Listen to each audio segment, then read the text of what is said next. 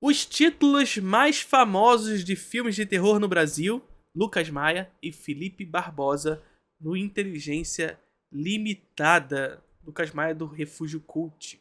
Vamos lá. Esses filmes de slasher, né, que pode falar da Hora do Pesadelo, Jason, que mais? Sim, Pânico, Halloween. Não, Pânico é mais recente, né? Halloween, Mas, sim. mas década de 90. essa década de 80 pra 90, assim, por que teve essa profusão?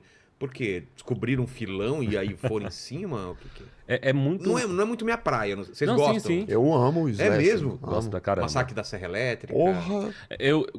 Quase todas as sequências é assim, eu gosto dos... Slasher é maravilhoso, né, gente? E assim, é um tipo de terror específico que atua mais com essa frontalidade que a gente sempre falou sobre o terror, né? Esse espírito que coloca os personagens sob uma constante ameaça e joga o espectador também para essa constante ameaça. E muitas vezes, inclusive, brincando com um certo fetiche do espectador pela morte. Isso é muito legal no slasher, muito legal. Parece que assim, é muito legal ter fetiche por morte, né? Não é isso. É o fetiche pela morte representada, né? De maneira frontal, de maneira direta. Então, a gente vê que existe, inclusive no YouTube, se vocês forem pesquisar, compilados de morte do Jason, compilados de mortes do Fred Krueger, que é justamente essa perspectiva onde o slasher ele estimula essa fetichização pela morte, né, de maneira frontal, de maneira a conduzir o espectador de maneira imediata aos sentimentos, às emoções, né? 2 primeiros filmes, né? Pra parte Depois do vai, terceiro. vai decaindo. Mas a gente vê pra regra. curtir. A gente vê pra curtir. A gente vai até fazer um salto aqui, mas por volta dos anos 70 e 80, tem muitas questões, principalmente na sociedade norte-americana. E muito obrigada, Imets, que inclusive deu de presente uma inscrição pro colega. Agora somos 148 subs, faltam apenas 2. Que vem carregado aí de um puritanismo, da ideia do jovem que precisa ser, principalmente as jovens, que tem que ser a jovem comportada, a jovem virgem. Tanto que os caras que transam são os primeiros que morrem, cara. Você pode ver, né? Isso é as regras do horror, né? Né? Sim, Tem um casal transando. E é legal que, por exemplo, um outro slasher muito famoso da década de 90, que é o Pânico, né, brinca com essas convenções do cinema de terror, né? Inclusive com essa tal chamada Final Girl, né? Vamos ver o que eles vão querer dizer aqui, e aí depois a gente complementa sobre o que significa essa Final Girl, né? Pera aí. O carro vão morrer primeiro. Já viu O Segredo da Cabana? Sei. Aquele filme, ele compactua todas as regras do... Sim. Que basicamente aí o conceito de Final Girl que eles falam só ia ser utilizado mais pra frente, né? Que é como eles chamam geralmente a garota final, a que sobrevive. Que nesses filmes, anos 70, 80, quase sempre é a garota virgem. A Laurie Strode de Halloween, né? A Jamie Lee Curtis. Halloween é o do Michael Myers. Fabi, sabe? você não ia sobreviver num filme desse aí já. Porra. Ela é Não é que ela vai casar agora, eu tô zoando, né? Ela é o estereótipo perfeito ali da garota comportadinha, que ela é uma babá das crianças. Ela anda ali pela rua com os livrinhos dela, toda recatada. Então e era ela meio vai que sobreviver. tinha uma moral, então, enrustida nos filmes de terror. Olha que doido. Tinha uma moral. Tem uma moral inserida nos filmes de terror, mas tem um contexto histórico também. Então, assim, olha, percebe o seguinte: os filmes slasher, eles ganham força especificamente na segunda metade da década de 70, mas a força específica do slasher era na década de 80, né, gente? É claro que, assim, existe todo um contexto histórico para além disso. Se a gente voltar atrás das origens do slasher e tudo mais, a gente pode discutir daqui a pouco sobre isso. Mas, mais especificamente, o terror slasher, ele ganha força na década de 80 e segunda metade da década de 70, né? Agora, a gente pensar aqui, o que estava surgindo na sociedade nesse momento? Ou melhor, o que estava borbulhando na sociedade nesse momento? O medo que estava se instaurando na sociedade nesse momento. E por que eu digo isso? Porque o terror, gente, é um gênero que atua especificamente em uma emoção específica, né? É pensar que a arte, ela atua em determinadas emoções. E cada um dos gêneros vai atuar dentro de uma perspectiva a lidar com determinada emoção. E a emoção que o terror lida é o medo. Percebe? Agora, esse medo, ele é instaurado na sociedade de acordo com a sua historicidade. Então, é a gente pensar que, em cada momento histórico, um medo específico está colocado. Pensar, por exemplo, que quando o Kiyoshi Kurosawa faz Pulse, que é um dos grandes filmes ali da virada do século XX para o século XXI, a gente estava falando de uma discussão muito centrada na perspectiva da internet, do surgimento da internet. Então veja, olha o que o terror faz. Ele pega o que é conhecido, ou seja, a internet, um conhecimento racional conhecido na sociedade, e transforma-o e leva-o para o desconhecido. E onde está o medo? O medo se instaura no desconhecido. Então o que o Kiyoshi faz? Faz o medo daquilo que é desconhecido no que é conhecido, a internet. E aí ele faz a internet ser quase como uma passagem entre o mundo dos mortos e o mundo dos vivos, etc e tal, né? É a gente pensar, por exemplo, recentemente, quando a gente estava passando pelo momento da pandemia, que surgem filmes como Host, que trabalha com a lógica do desktop film. Ou seja, do conhecido nós trazemos a natureza do desconhecido. Trazemos o medo para essa natureza. E aí a gente pega na década de 80 e o que estava rolando? Na década de 80, especificamente, a gente estava tratando com uma questão de saúde pública muito específica, que eram as doenças sexualmente transmissíveis, né? E como é que o cinema de terror aborda isso? E a gente vai discutir, claro, toda uma questão social que se envolve nisso, né? Ele vai tratar especificamente da lógica da Final Girl. A Final Girl, gente, nada mais é do que a garota que sobrevive. E ela sobrevive por quê? Porque ela não faz sexo. Dentro de um contexto de doenças sexualmente transmissíveis. Percebe?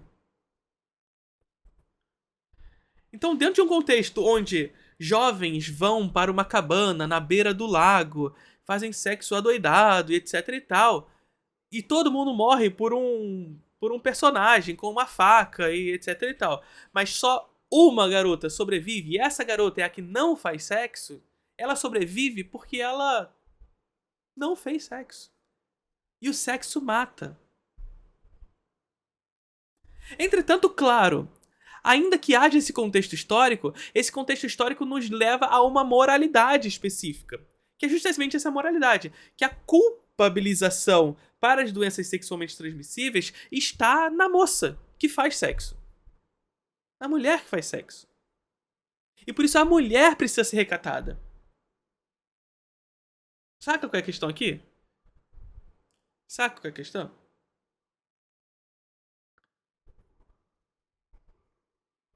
E aí, é claro que recentemente, quando a gente vai trazendo para a lógica mais recente, isso vai mudando um pouco, né? A gente pensar em filmes como o próprio X, A Marca da Maldade, onde a personagem da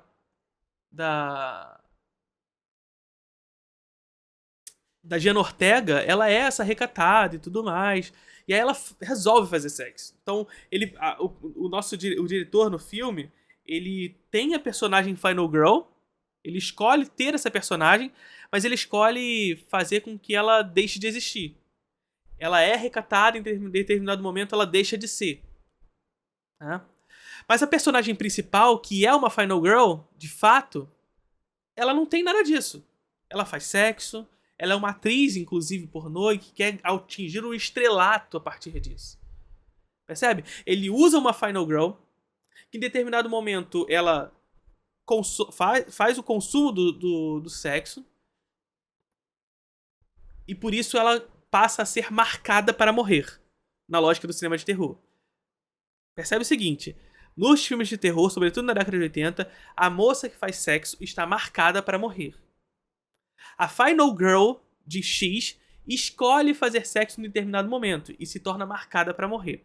Entretanto, a personagem principal, que desde o início faz, ela é uma Final Girl, porque ela, ainda que ela faça sexo. Então, existe uma subversão ali da lógica. É a gente pensar em filmes como... E esse melhor, nesse caso um filme melhor... a gente pensar num filme como Corrente do Mal.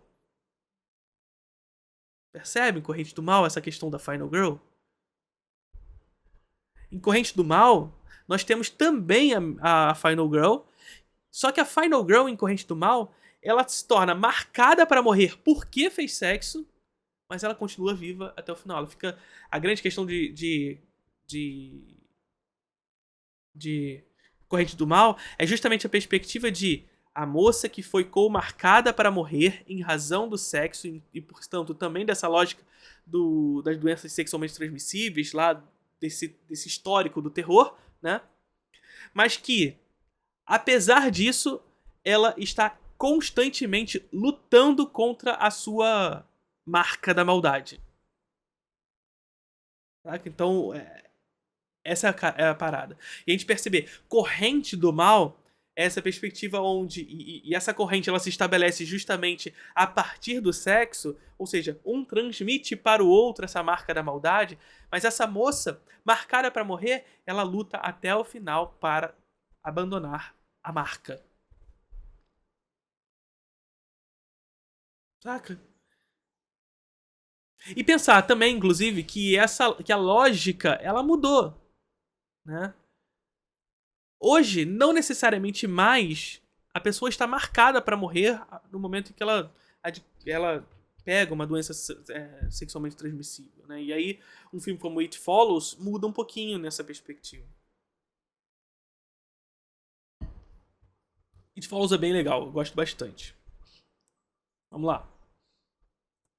Sim, tanto que depois, nas décadas seguintes, os slashers que vão vir vão tentar subverter essa Exato. moral, né? O Pânico, por exemplo, que vem né? nos anos 90, ele vem justamente pra tentar quebrar um pouco isso. Mas vamos lá, quais são esses primeiros? O Pânico, a grande questão do Pânico é que ele, para além de subverter, o Pânico ele autocomenta. Então ele tá sempre comentando a própria lógica da realização do terror, seus próprios códigos, né? Ele tá parafraseando e ao mesmo tempo satirizando a sua própria realização. Essa é a questão de Pânico, né? É como se fosse um maneirismo do terror que é muito específico ali da década de 90, né? Que é pegar aquilo que o terror estava realizando e esticar suas possibilidades ao máximo. Hiperestilizando ainda mais aquela lógica. Trabalhando e autocomentando a sua própria realização.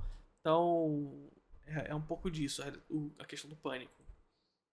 Aí, o Jason, qual que Cara, começa? vamos voltar. Tá. Porque dizem que o primeiro slasher da história, ou um dos primeiros, é de um cara.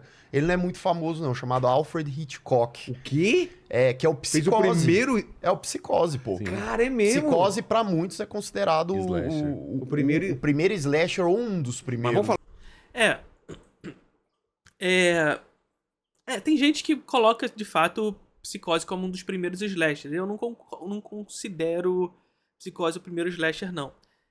Até porque eu considero um dos filmes importantes, influentes para a chegada do slasher. Mas não é o primeiro slasher. Até porque, se a gente for considerar dessa forma também, ali no mesmo ano a gente teve o Peppington, né? A Tortura do Medo. Que também tem essa perspectiva do assassino com facas, etc e tal. Muito obrigado pelo sub. Falta só mais um subzinho, gente. Mais um subzinho. Mas enfim, muito dessa alcunha de Psicose ser um filme slasher está no uso da faca pelo assassino, né? Então o assassino usa uma faca pra matar a personagem principal e etc e tal. Mas isso não basta, né? Pra gente colocar o slasher como... o Psicose como slasher. Primeiro porque, assim, uma primeira questão é que o assassino ele é desconhecido, ele só se revela no final. E o slasher ele tem na figura do assassino uma figura aparente. Então é o cara que tá sempre perseguindo, tá indo atrás daqueles que vão morrer, dos jovens especificamente e tudo mais. Psicose não tem isso, né? Psicose não tem isso.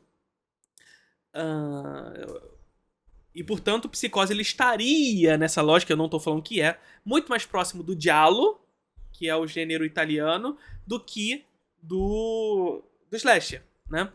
Não tô falando que Psicose é giallo, pelo amor de Deus, tá, gente? Agora,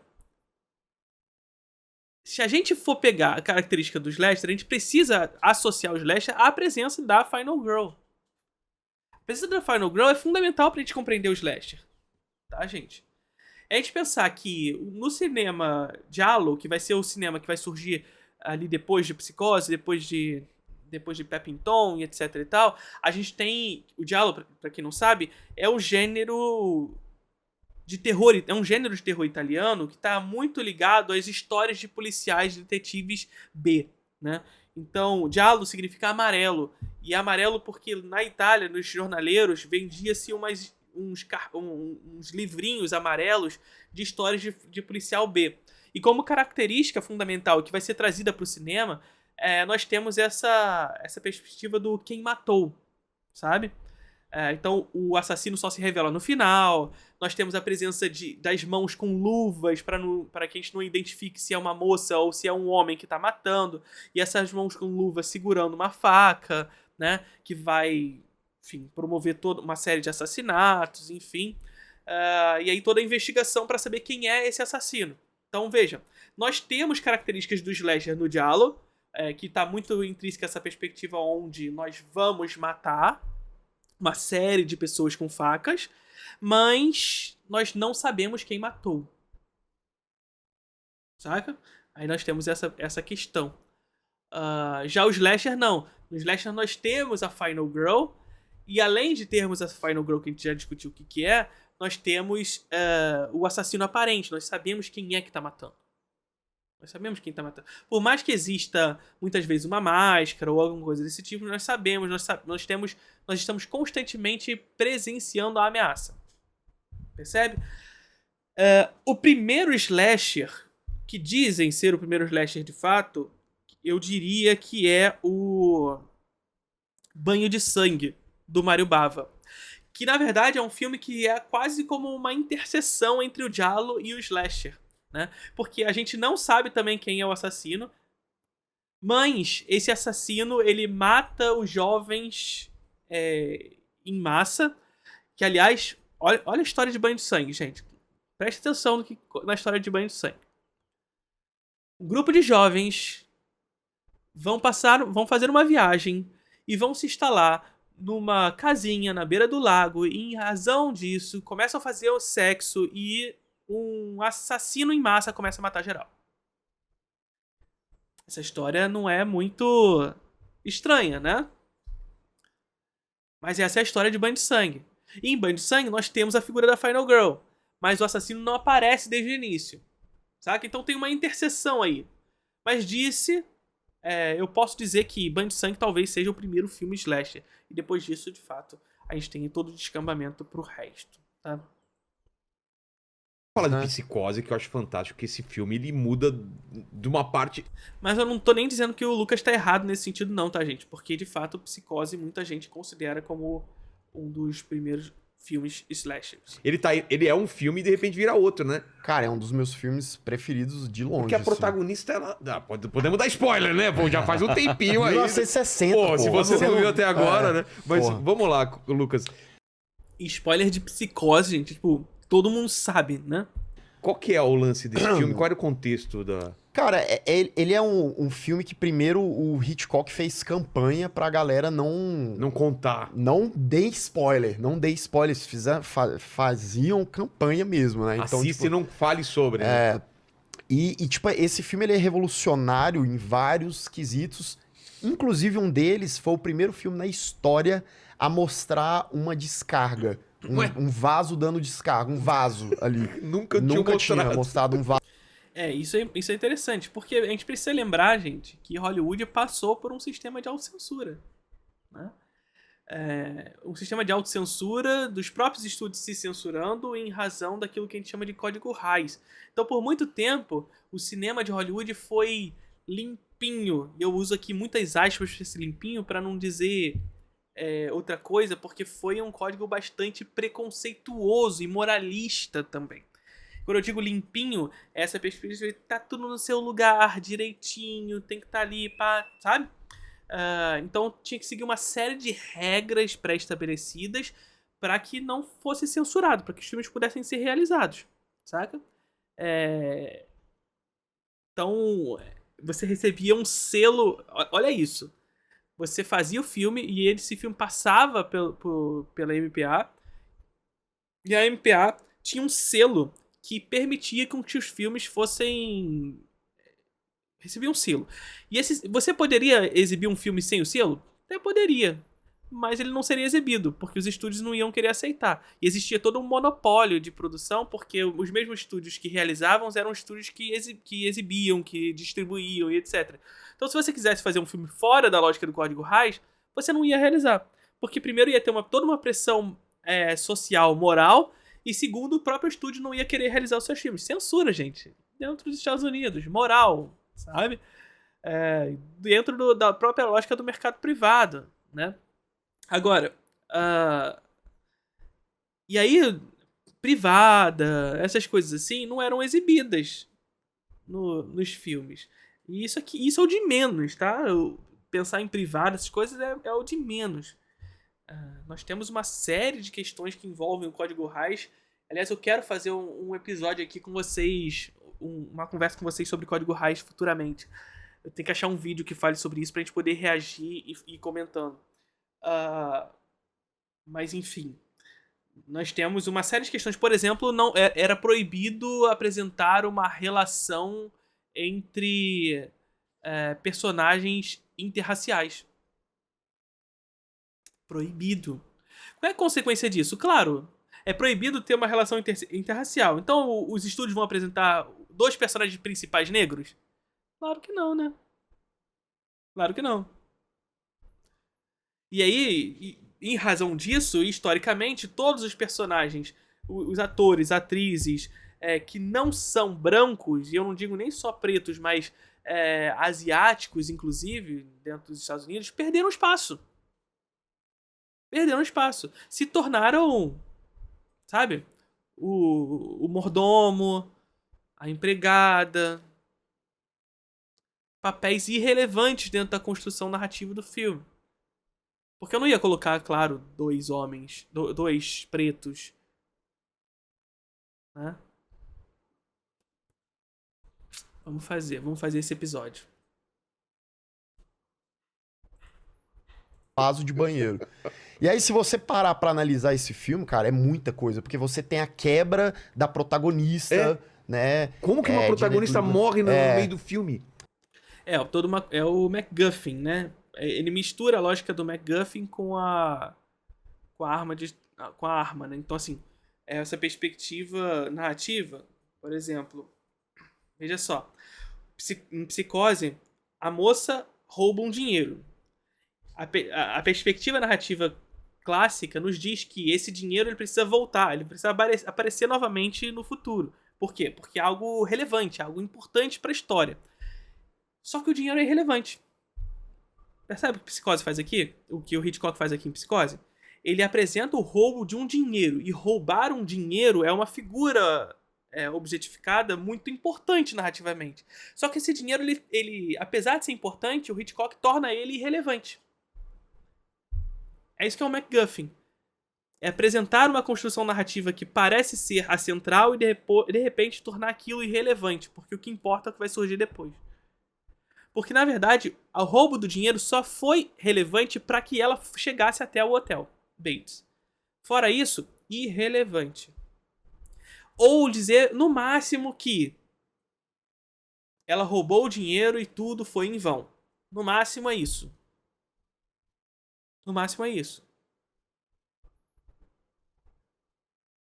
Porque aí, o que ele faz? Ele nos apresenta uma personagem. Ele cativa a gente com aquela personagem.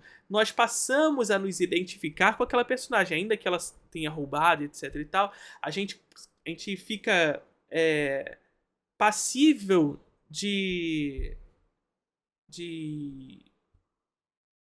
empatia com aquela personagem, que se coloca constantemente sob a ameaça de ser descoberta. Então, ele faz todo um jogo de suspense o tempo inteiro, do policial que pode descobrir, da chuva que chega, etc. Então, ela tem que parar no hotel.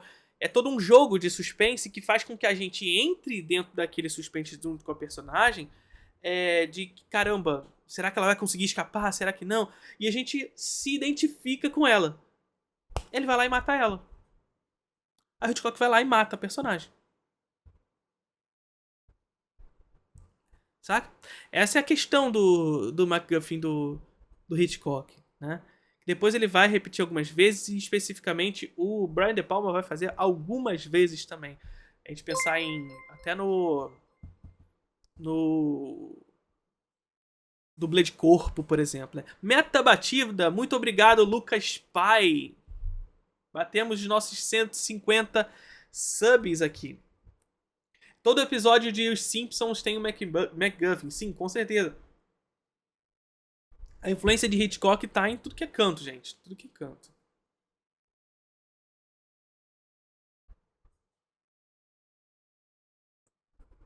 Que morre no meio do filme, aí você tem os plot twists finais ali, né? Do Norman Bates e tal, o lance da mãe dele. A cena icônica do chuveiro lá, que é uma cena que Hitchcock gravou 1 milhão de vezes. São muitos cortes. Viu o storyboard dessa cena? É maravilhoso, sim, né? Sim, é um filme que, enfim, deu muito trabalho. E aí é um filme que ele traz tanto essa pontinha... Sobre ser um filme que deu muito trabalho, eu vou recomendar que vocês leiam um texto do Brissot sobre Psicose. Porque, na verdade, Psicose ele foi um filme que não deu muito trabalho. É o contrário. O Hitchcock ele fez esse filme de maneira muito rápida. Todas as cenas do filme ele filmou muito rápido. Com exceção de 2 cenas. Apenas 2 cenas em Psicose o Hitchcock pensou muito na realização delas. E muito por causa disso, dessa realização muito rápida, Psicose foi por muito tempo jogado como um filme B. Aliás, o Hitchcock, historicamente, pela crítica, ele sempre foi olhado de uma maneira meio torta. Isso só começa a mudar a partir da Novela Vague, sobretudo quando o Truffaut vai escrever o livro dele, o Hitchcock, né? Deixa eu pegar aqui. Ó. Esse pequenito livro aqui. Ó. Que nem é grande. Tá vendo? E aí o Truffaut vai escrever esse livro sobre o Hitchcock.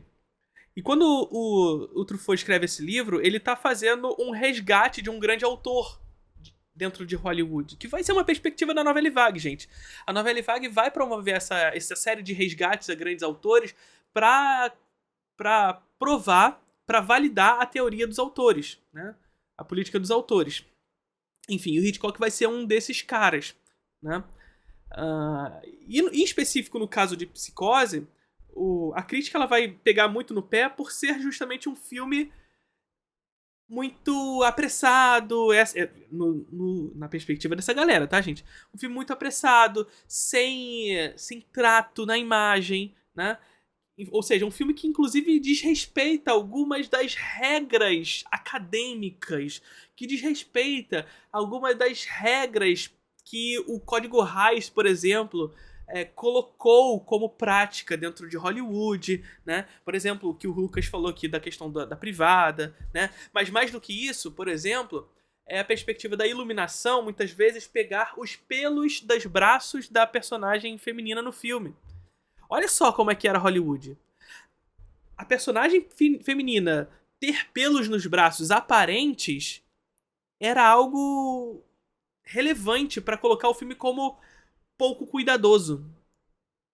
Porque a moça não poderia ter pelo no braço. A iluminação tem que apagar esses pelos. Ou seja, uma iluminação mais chapada, mais branca e ao mesmo tempo suave no corpo feminino, para que ela tenha justamente uma pele suave. Repare que os personagens masculinos e os personagens femininos em Hollywood pré-60 são filmados de maneira diferente.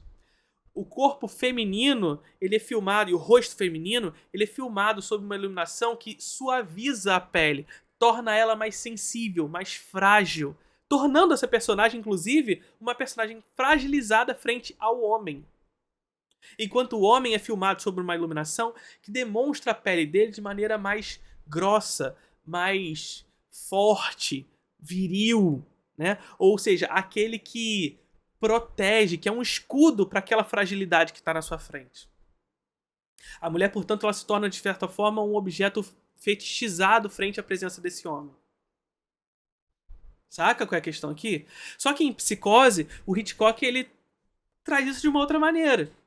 Porque ele... E nem necessariamente por intenção, mas porque ele faz todo o filme sobre uma produção mais agilizada que tem esses, aspas, descuidos. Saca? Esses descuidos. Não significa que ele não pensou pra realizar o filme, mas ele pensou e realizou rápido. À exceção dessas duas cenas que eu falei pra vocês. A cena do banheiro, ou seja, a cena do chuveiro, que de fato foi uma cena demorada pra pensar todo aquele processo. Então, e aí ele tem toda a cena do banheiro, aí depois, e aí, enfim, tem toda aquela questão, por exemplo, de se ele usa o som, a trilha sonora ou não, lembra que tem toda essa questão? Mas isso é o de menos. Depois a gente tem o olho, o ralo, e depois ele vem com um Phantom Ride em direção ao dinheiro em cima da cômoda no quarto, né? E aí, quando ele faz esse Phantom Ride, ele tá mostrando pra gente, olha, a história do dinheiro acabou, foi tudo em vão, ela ter roubado dinheiro, ele sai do dinheiro e vai pra casa, e aponta pra casa do Norman Bates. E fala, ó, a história agora é ali. Presta atenção que agora a história passa a ser ali. Então essa cena vai ser uma cena muito importante, que ele vai pensar bastante para realizar. E a segunda cena é a cena lá no final, quando o Norman Bates ele vai pegar a mãe dele e vai levar pro porão. Essa cena foi muito pensada, demorou para ser realizada. Por quê? Porque naquele momento da história, a partir dali, só existiam duas possibilidades. Só dois assassinos possíveis. Né? Ou era o Norman Bates, ou era a mãe. E o conteúdo narrativo do filme nos indicava que era a mãe até aquele momento. Né? Então ele não poderia revelar quem era a mãe naquele momento. Entretanto, ele tinha que filmar o Norman Bates pegando a mãe e levando para o porão. Então como ele faria isso? Se ele filmasse o Norman Bates de frente, indo para o porão, nós iríamos descobrir que a mãe estava morta. Se ele filmasse de costas, a mesma coisa aconteceria, só que por uma outra perspectiva. Quando a gente filma as costas no cinema, a gente está querendo esconder alguma coisa. Isso poderia incitar no espectador a dúvida. E o Hitchcock não queria que essa dúvida fosse instalada naquele momento. O que o Hitchcock escolhe? Ele escolhe filmar em um plongé lá de cima, um hiper plongé, que mostra o personagem saindo do quarto, cria uma estilização que não faz com que o espectador crie a dúvida e não mostra o rosto da mãe. Então foi uma escolha muito pensada, demorada, para que isso pudesse ser realizado. Inclusive ele faz essa cena em um plongé extremo, não só para levar a mãe para lá para baixo, mas para matar o detetive, por exemplo. Também. Né? Uma cena que dá um susto, inclusive. A mãe sai correndo do quarto assim pra matar o detetive. A mãe, né? Pra matar o detetive, e a gente toma até um susto naquele momento com aquela câmera lá de cima. Maravilhosa essa cena. Né? Mas foram essas duas cenas que demoraram, de fato, foram muito pensadas pra ser realizado. O resto ele fez muito rápido. Foi um filme rápido que, inclusive, causou alguns descuidos sobre a lógica do cinema acadêmico hollywoodiano até aquele momento. Cadê meu... Peraí que fugiu aqui meu fone. Vamos lá.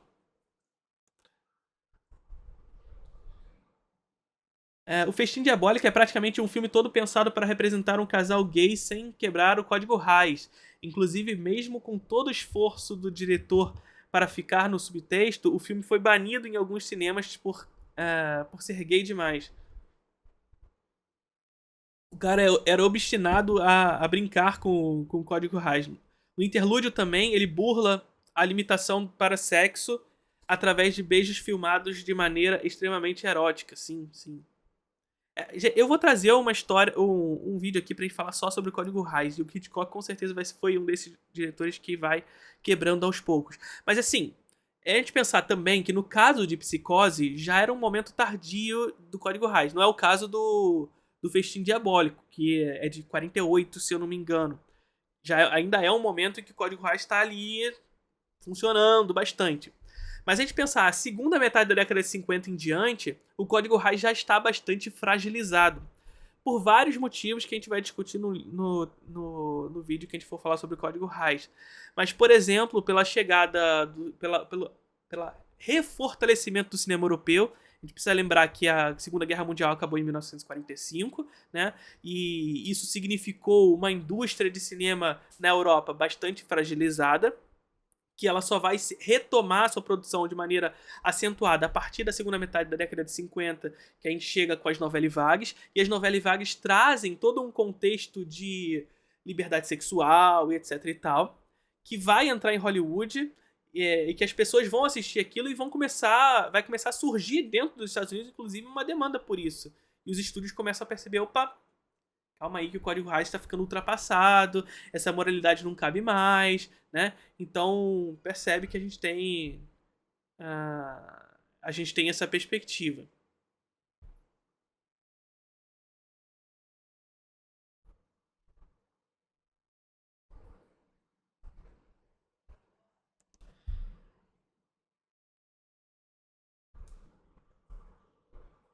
Vamos lá. De slashers, digamos assim, quanto a própria questão do plot twist mesmo, né? O Hitchcock já trazia essa cultura nos filmes dele de modo geral, mas ele foi muito popular, né? Muito popular. Hitchcock tem muito filme, cara, tem muito filme. Né? Janela Indiscreta, Rebeca, Pássaros, enfim, Os Pássaros, né? O Corpo que Cai. Não, Corpo que Cai. Corpo que Cai, né? Também, que é filmaço. O Vertigo. O maior filme da história do cinema, né, gente? Maior no sentido de talvez o mais importante filme da história do cinema. Ou pelo menos o mais paradigmático. Né? Vertigo, sim. Porque eu confundo às vezes com os filmes do Brian De Palma que emulava às vezes alguma coisa o Brian De Palma meio que...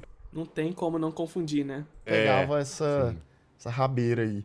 Mas o Hitchcock, apesar do Hitchcock não ser essa coisa terror e tal, né? Assim, digamos, na palavra, apesar de ter elementos...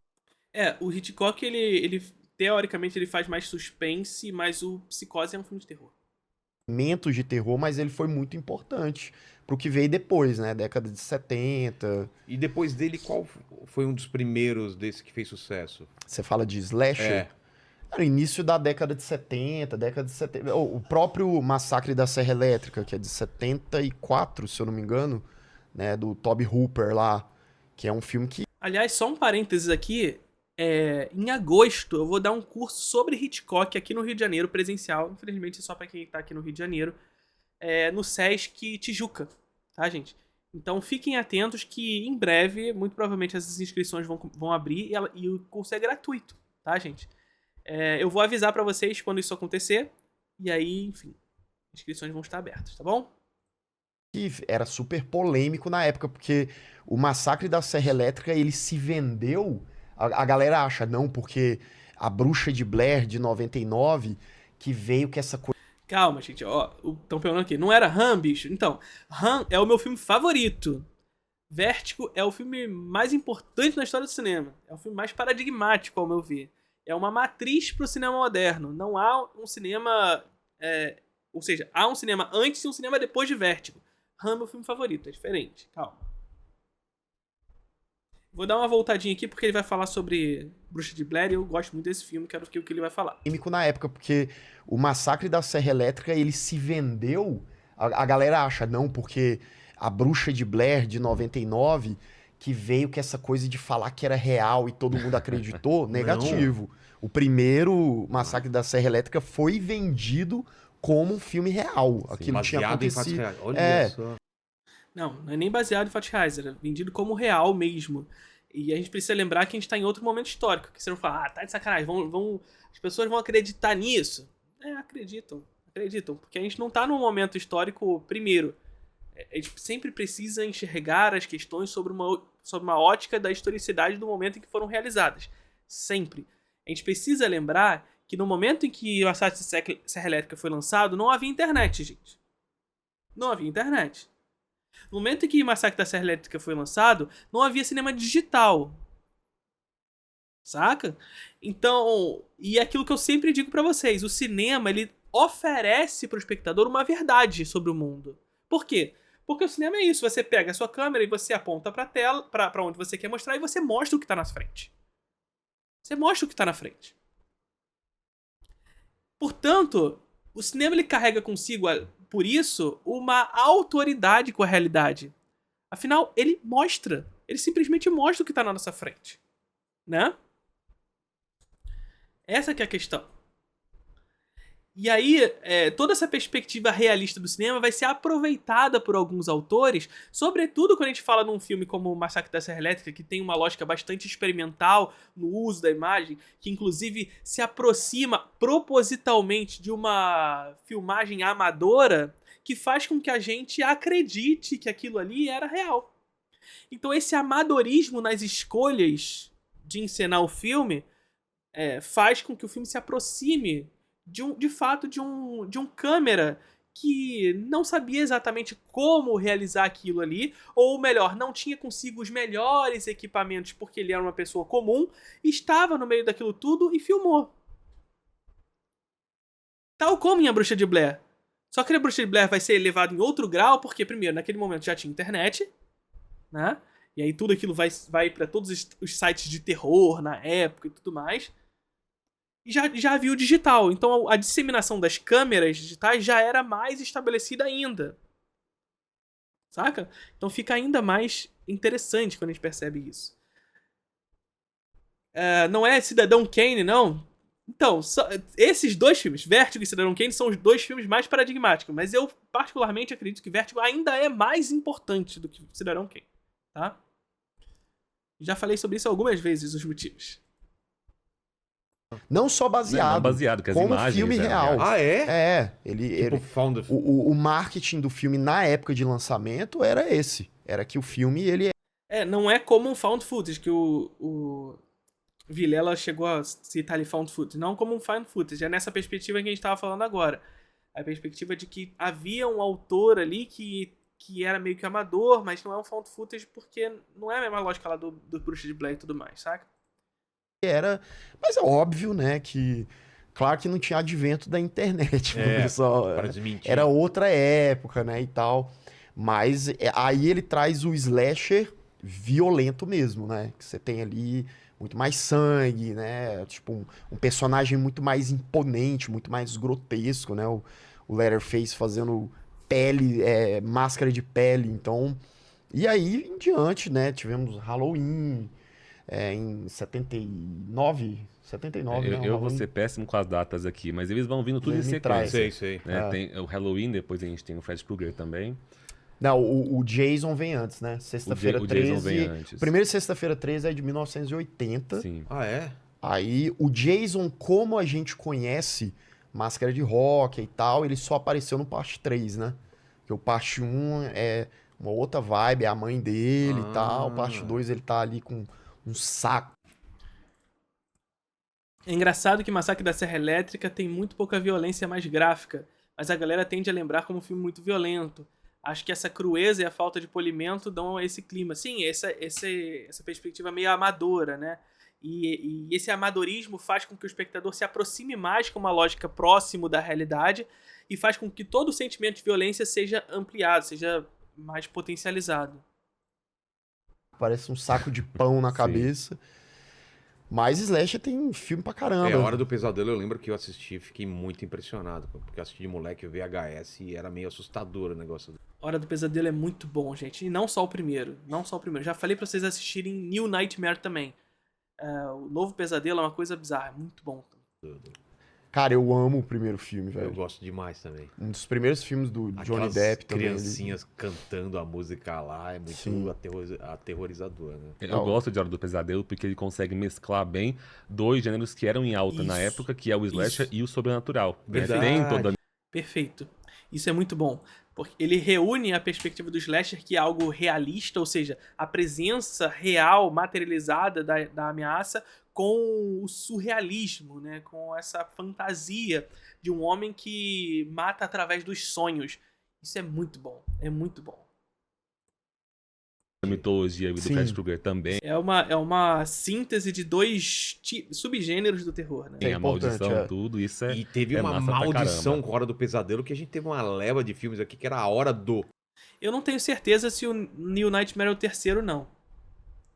A minha cabeça diz que é o quinto, mas eu não sei. É muito Hora do Pesadelo. Mas ele não foi nem vendido como 1, 2, 3, não. Ele foi vendido como o Novo Pesadelo. Ele é da década de 90. Por isso que eu acho que não é o terceiro, porque o terceiro é mais... né? Estão dizendo aqui que é o sétimo, então é isso. Mas não precisa se preocupar com isso não, tá, gente? Olha só. Veja. Você pode assistir o primeiro e o Novo Pesadelo. Não precisa assistir o 2, o 3, o 4, o 5 e o 6 pra poder assistir o 7, não. Se você assistir o primeiro e o 7, já tá tudo bem. Porque o 7 é ele auto-comentando o primeiro filme. E tá tudo bem, então assistir o primeiro e o último. Tá bom? O primeiro e o 7, desculpa. Sim. Não que a Hora do O Stephen King. Os dois estão disponíveis na HBO Max, tá bom? Muito bom, vale muito a pena pegar hoje, ó. Dominguinho, pegar uma sessão de filme de terror de noite, assiste a Hora do Pesadelo 1, depois assiste o Novo Pesadelo. Sofreu muito com isso. Os filmes deles todos eram a Hora do Lobisomem, a Hora do Vampiro. E o título original tinha nada a ver. E é uma coisa brasileira, né? Total, Porque total. o título original, Nada a a ver. Nightmare on Elm Street, não Sim. tem nada a ver. É, cara. É outra coisa. A Hora do A Pesadelo. Hora do Pesadelo. Mas é porque esses títulos, eles são populares, ele pega, né? Se você for botar lá Pesadelo na Rua Elm, tipo, a galera vai olhar, vai... É. Mais comercial mesmo, escolha comercial.